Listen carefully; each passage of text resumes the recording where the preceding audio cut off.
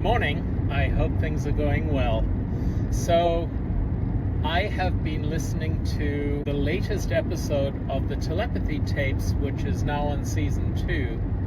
And this episode is really interesting to me because it deals with Savant syndrome. As we know, we've all heard about savants, of course the famous one being Rain Man, and they do talk about him a little bit. But what was really interesting to me is the way that savants have abilities that seem to elude the rest of us, and a new emerging theory that maybe we are all capable of accessing the areas of our brain that savants access.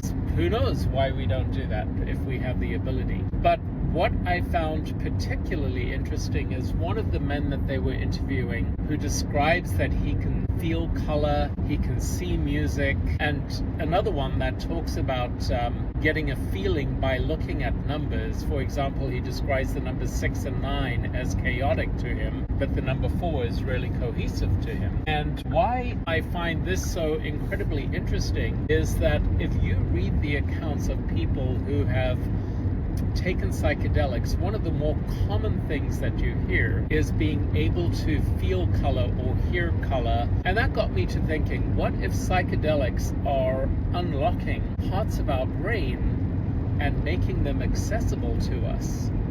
And what would the long-term use of psychedelics do to human consciousness, to our brains? Would we experience a rewiring?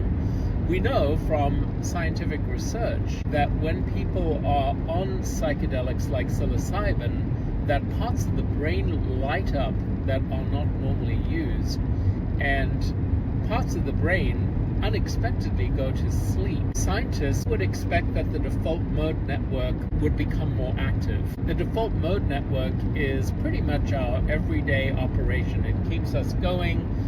It's also where things like strong emotion, fight or flight, fear, anxiety, stress, emotions that we feel are part of the default mode network. What is really interesting with psychedelics is that the default mode network becomes a lot less active, and other parts of our brain light up and become more active. And when those other parts are active and more lit up, people are likely to describe experiences like being able to see sound or feel color. And so listening to this episode about savantism, and that, these are folks whose brains are permanently rewired in such a way that they can have these abilities, it just got me to thinking, what do you think?